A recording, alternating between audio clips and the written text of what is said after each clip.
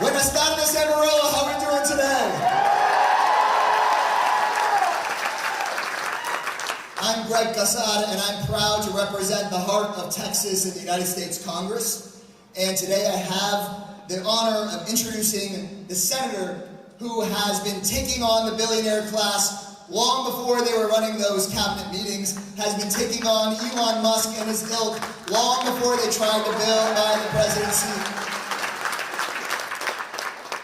Unfortunately, given the extraordinary and dangerous circumstances in the Middle East, the tough news is that Senator Sanders has been pulled in security briefings all day, hasn't been able to land yet in Amarillo to be here in person yet. But he is so committed to talking to everybody here live that we're going to bring out Senator Sanders by phone so that he can still give his speech to you and talk to you no matter what. So Amarillo, I want to thank you all for being here. Let's thank Senator Sanders for still joining us live despite everything that's going on. Senator Sanders has been our champion for working people. He's been our champion for peace. He's been our champion against corruption and cruelty. So please join me in welcoming Senator Bernie Sanders.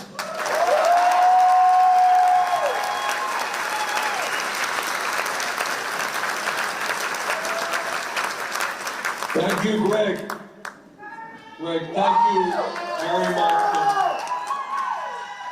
Let me offer my sincere apologies to the folks in Amarillo for not being able to be with you today. Unfortunately, Trump's attack against Iran yesterday changed my plans, and there were some responsibilities that I had to assume as a U.S. Senator. But I do hope that in the not too distant future, I'll be with you in Amarillo. I want to thank Dr. Fred Pogue and Rick Levy and Jose Loya and Kendall Scudder and Beto O'Rourke and Greg Tazar, who's, by the way, doing a great job as chairman of the House Progressive Caucus. I want to thank them all for speaking at this event.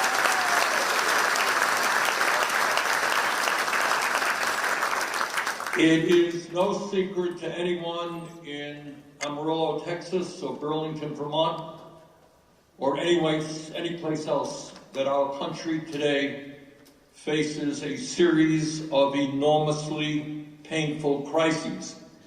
And Trump's attack yesterday in Iran just made those situations, those difficulties, even worse. Today, we are living in an oligarchic form of society. And what that means, brothers and sisters, is we have a handful of billionaires, people with unlimited amounts of money, who have enormous economic and political power.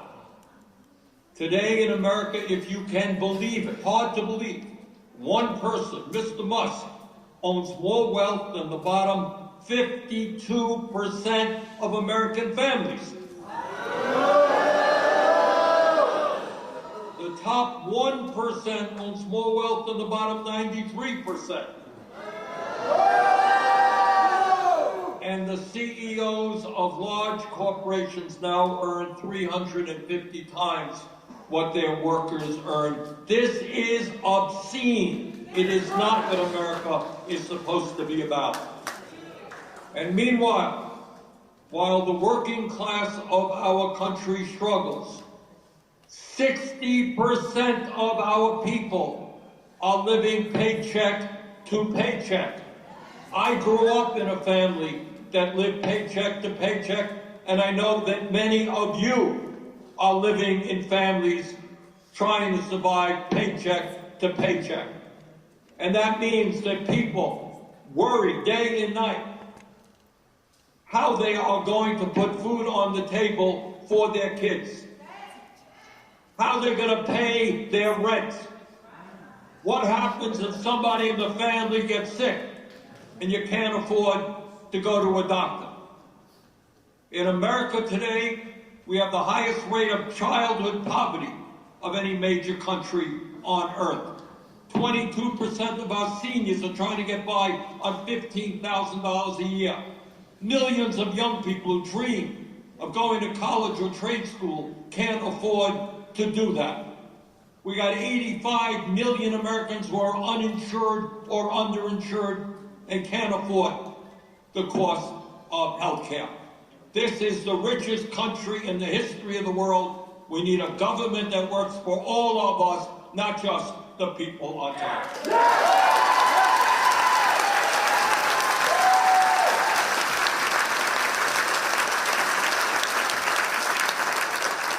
But it is not just oligarchy and income and wealth inequality that the American people are worried about.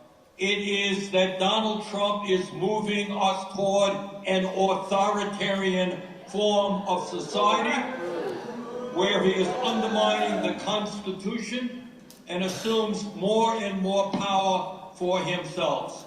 Right now, with the support of the Republican majorities in the House and in the Senate, he is usurping congressional responsibilities, he is threatening the judiciary, he is suing the media, and right now we have federal agents without warrants, without due process, picking people up off of the streets, throwing them into vans, and transporting them to detention centers in this country and abroad.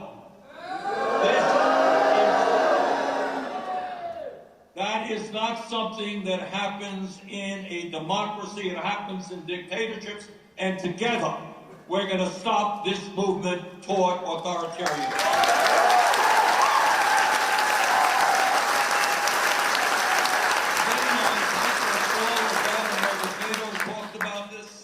Trump and the Republicans are attempting to pass a horrific piece of legislation, this reconciliation bill, which gives over $1 trillion in tax breaks to the 1% in large corporations.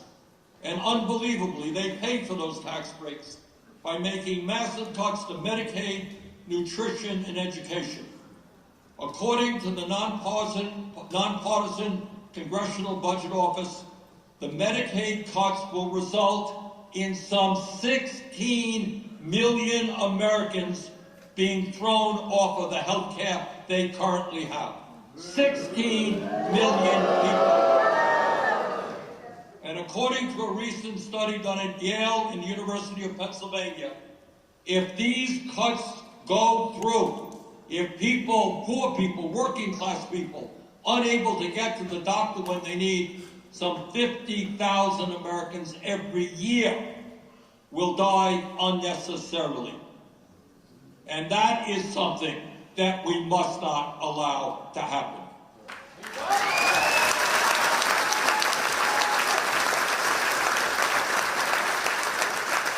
Let me just say a brief word about Trump's attack on Iran yesterday. Number one, most obviously, what he did is unconstitutional. It is Congress, not the president, who determines whether or not this country goes to war. And I will be doing and working as hard as I can, just as soon as I get back to Washington on Monday, to make certain that Congress has the guts to obey our Constitution and to vote up or down whether we go to war, and I certainly will be voting no.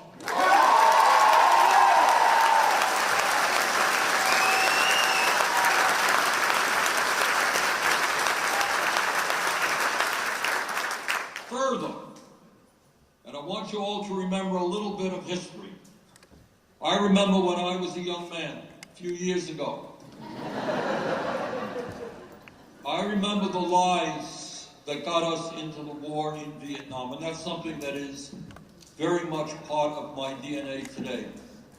Because that war killed over 58,000 young men, injured, far, far more than that, broke the spirit of hundreds of thousands of people in our country who came back from Vietnam in really bad shape. That war was based on a series of lies. It's a war that we never should have gotten into. And back in 2002, you hear that same lies over and over again. We have to go to war in Iraq.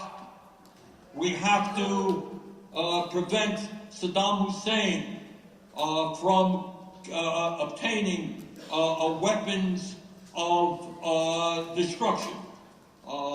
We have people like Benjamin Netanyahu back in 2002 urging us to go to war in Iraq. That war in Iraq was based on a series of lies. We went to war, we got involved in a terrible civil war there. We lost 4,500 brave men and women, 32,000 were wounded. We spent trillions of dollars on that war. The war in Vietnam was based on lies. The war in Iraq was based on lies. And what Trump is doing right now is based on lies. We cannot get involved in this war.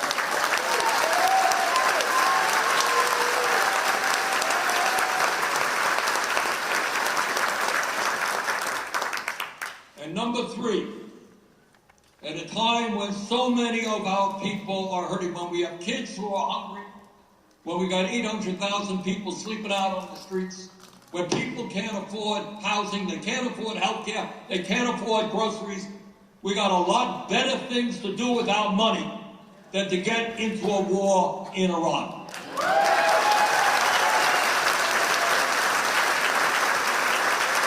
So brothers and sisters, we got a lot of work in front of us, but this is what I do believe. At the end of the day, while the oligarchs and the billionaires have enormous amounts of money and power, the truth of the matter is that we have something that they don't have. We have the people.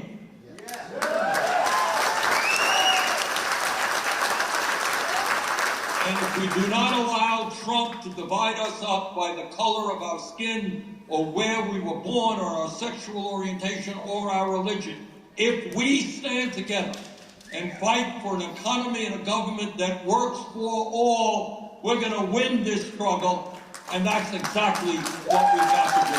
Thank you all very much.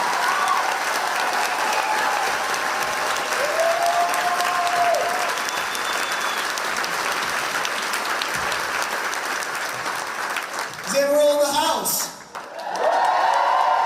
You ready to fight? You ready to win?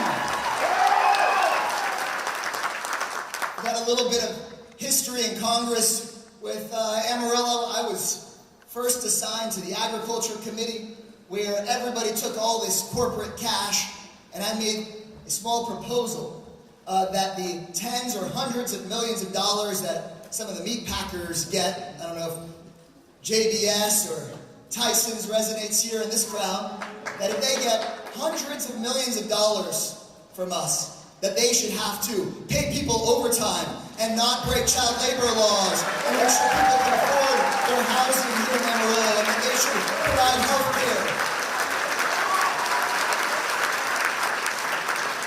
And that's when I learned you can send a lobbyist scurrying, screaming out with tears in her eyes from a committee room.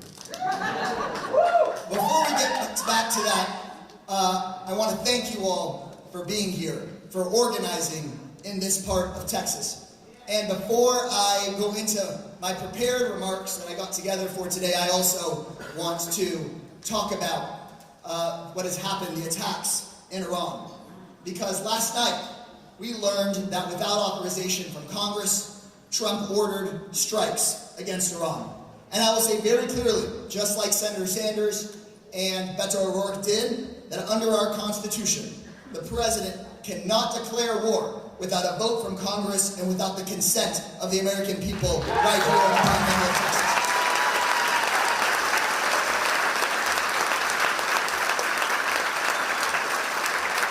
It is illegal for Donald Trump to drag us into another endless war, and Congress must vote right now. I'll walk right out of this theater into Washington, D.C. on a war powers resolution to stop any president of any party from sending us into a new war in the Middle East. No new wars. No new wars. No new wars.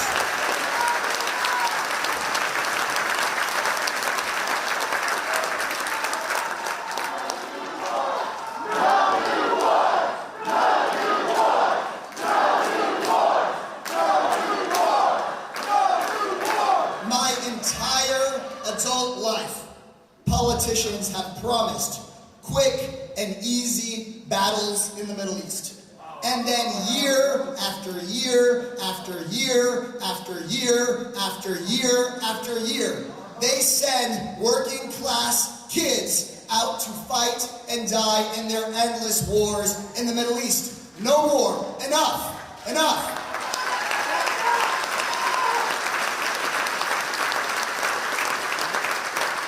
All of us know too many people that have come back home with life-changing and devastating injuries. All of us here know too many people who have come back with PTSD, and too many of us know soldiers who never came back.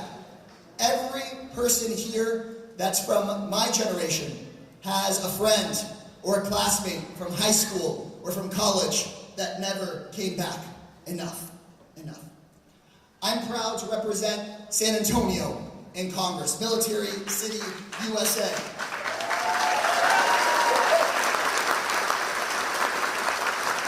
Where we honor the service of our men and women in uniform, and we honor their service by never sending them into harm's way unless we have no other option.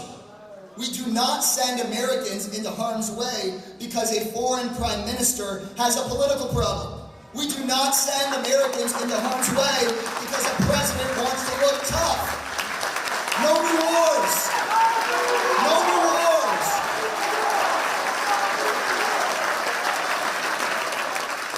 Donald Trump promised us peace and stability.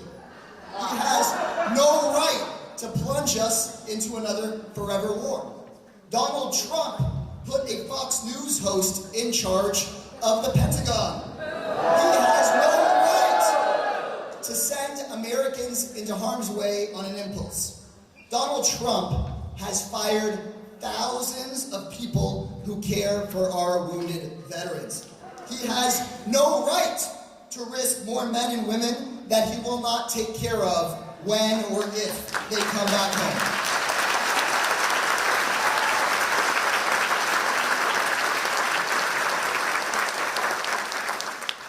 Amarillo, I want to come here with a message of hope, but also I can't sugarcoat it with you. This is a scary time for our country. We're on the brink of a potential war in the Middle East. Just last weekend, legislators and their spouses were shot, even assassinated in their own homes. Every night, millions of Americans go to bed knowing they could be on the brink of losing their health care or the food that they need for their children because of corrupt politicians in Washington. These are serious and dangerous times. These are times that call for leaders who will forge peace and stability, who will bring us together instead of drive us apart. Donald Trump is not that leader. Greg Abbott is not that leader. So Amarillo, each and every one of you is that leader. We need you more than ever before, and that's why we're here with you today.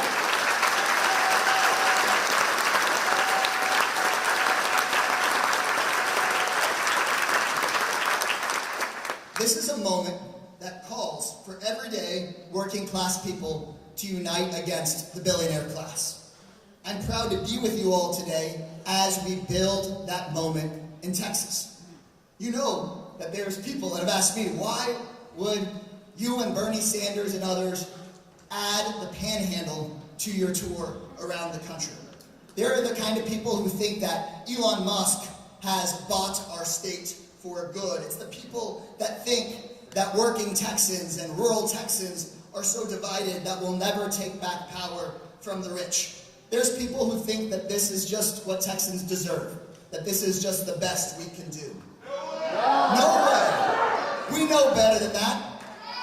A state where our governor and our president work for billionaires instead of their own voters? Is that the best that we can do? A state where barely afford the basics, but campaign donors keep on raking in cash and government contracts. Is that the best we can do? No! A state where every Republican that we send to Congress, they promise that they're with us, but at the end of the day, they go in and vote to kick millions of us off of our health care, to give rich people tax cuts. Is that the best we can do? No! Anyone who thinks this is the best we can do doesn't know their Texas history. Because Texas won Juneteenth. Texans won Roe v. Wade. Texas is the birthplace of Medicaid and Medicare and Head Start and the Civil Rights Act and the Voting Rights Act. And right here in the Texas Panhandle, we can be the birthplace of a Democratic Party that finally puts working people first, kicks out the corrupt politicians, no matter the party label, and finally saves this country for the everyday person. We can do that right here.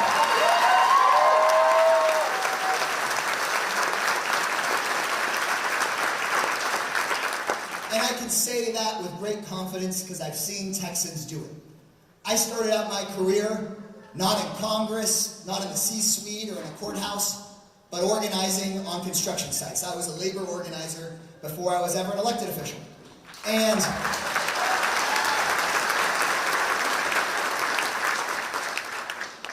the guys on these construction sites, just like any other Texas construction site, you've got men, women, native-born and immigrant, black, white, brown, could have all sorts of disagreements, but we could get everybody together to agree that the developers working the least hours, making the most money, could sure damn well afford giving the folks that work in the hot sun a big raise. We could all agree on that.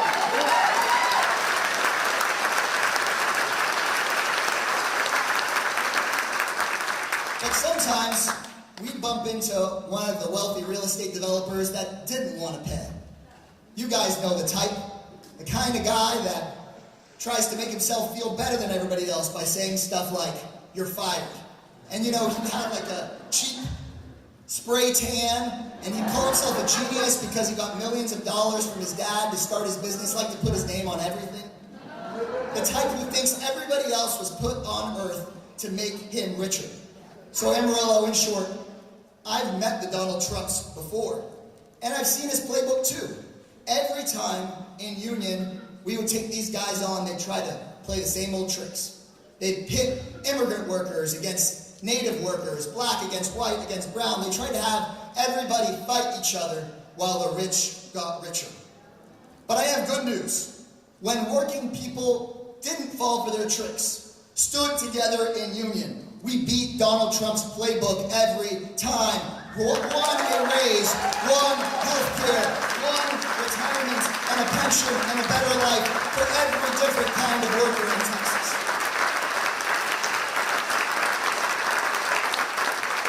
We won because there's nothing more powerful in America than working people who refuse to be divided. And that's what I see in this auditorium here today. Amarillo, we're gonna win. We're gonna win because Elon Musk does not own our state. Ronnie Jackson does not own our votes. Donald Trump does not own our country. We're going to vote him out. We're going to vote him out.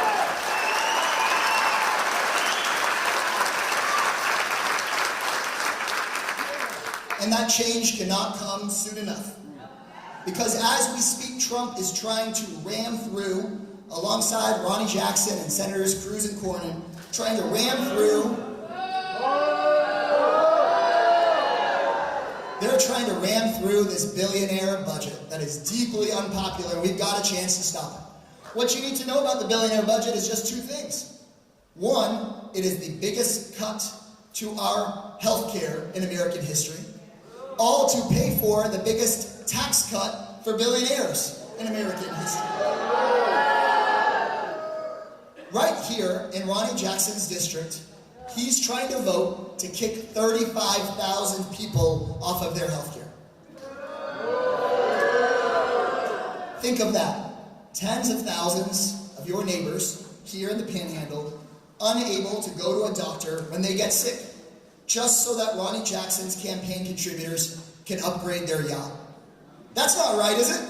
That's not right. grandmas kicked out of their nursing homes just so a campaign donor can buy their 4th or 5th mansion. Hospitals closing just so folks can buy their 2nd private jet. That's not right. No. Nobody voted for that. We don't need a dictionary to know what oligarchy is. You just look at this bill.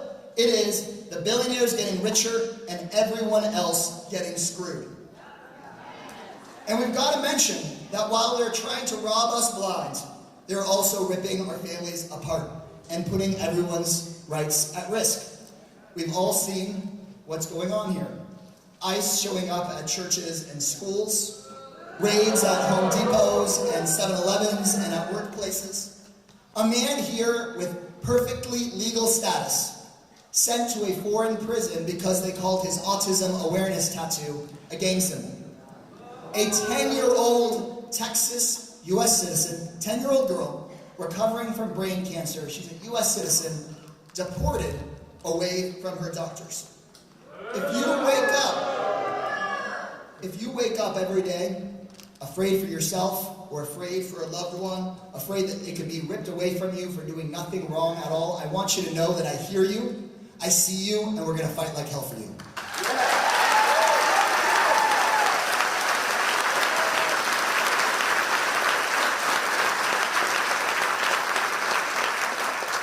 But also, if you don't come from an immigrant family, you've got to know that what Trump is doing is putting everyone's rights at risk. Because he promised that he was going to go after dangerous people. And we see him actually not doing that, and instead trampling on the rights of everybody else.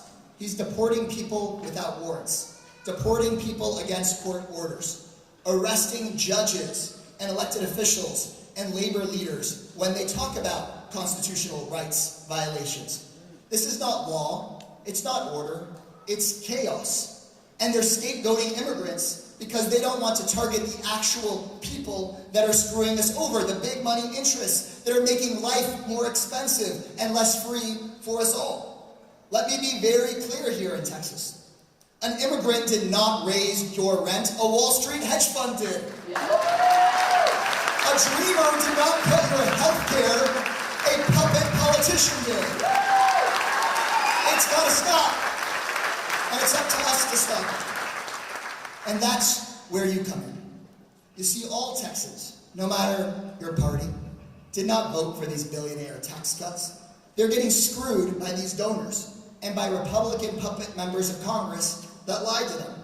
That's why me and Bernie have come here to the Panhandle and why we're headed to Tarrant County and just got back from the Rio Grande Valley. Because Donald Trump won these areas by lying to people. And it's our job to go talk to the people that he has betrayed. So I want to say, if Donald Trump lied to you and you voted for him, but you're fed up with his billionaire first policies, you're welcome here. And thank you for being here.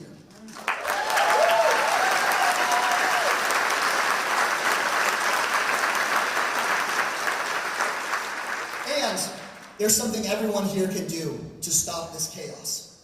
You can do the exact same thing that Bernie and I are doing, and Beto O'Rourke is doing. Go and talk to people. So let's do something real quick. Raise your hand if you know someone, or have a coworker, or love someone in your family that voted for Donald Trump. Keep those hands up. Looks like everybody in here. Keep them up. Now think of that person. Imagine their face. Now only put down your hand if that person is a billionaire. Okay, looks like there's not a lot of people that love multi-billionaires. If your hand is still up, there's something you can do to save this country. There's someone you can talk to. There's somebody you know that's getting screwed by Donald Trump and Ronnie Jackson right now.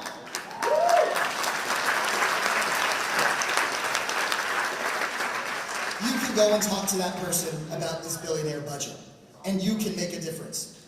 We may not change everyone's mind, but we don't have to start with the hot button issues, but talking about what we can all agree on. Billionaires don't need millions more from their congresspeople, all to kick people off of their health care. Every one of you can be an organizer. That is how we win. So let me hear you, Amarillo. Are we in? We can organize. We're gonna win.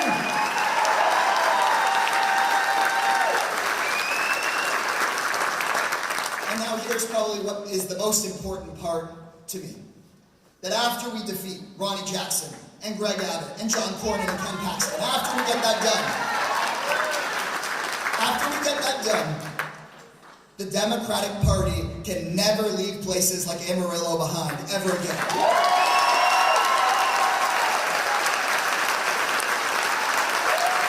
Never again. First order of business, we raise that minimum wage up from $7.25 to at least $17 an hour. First order of business.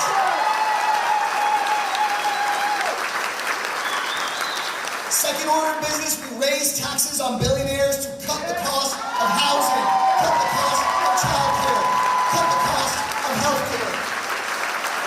We take that money and we invest it in good jobs and good schools right here in the Texas Panhandle.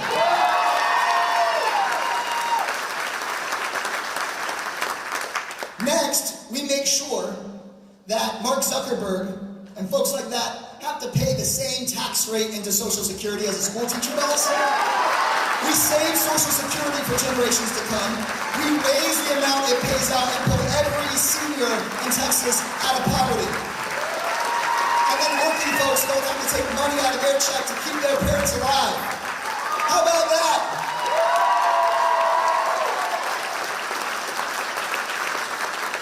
Here's the next radical proposal.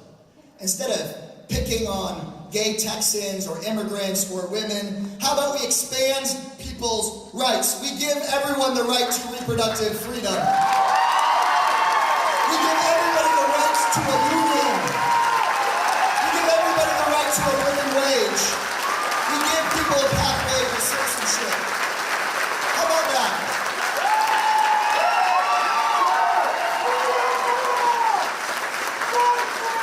And then, here's the big part that makes some of us up on stage different than the folks in the past from our party. We make it stick. And the way we make it stick is we get big money out of politics. We ban stock trading by politicians. We ban super PACs in our elections. We ban corporate purchasing of politicians.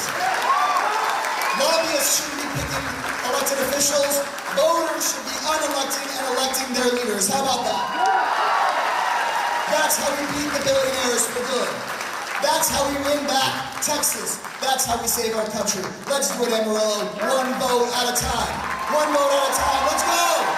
Let's go! Y'all ready to go? Let's do it. I'm so grateful to each and every one of you.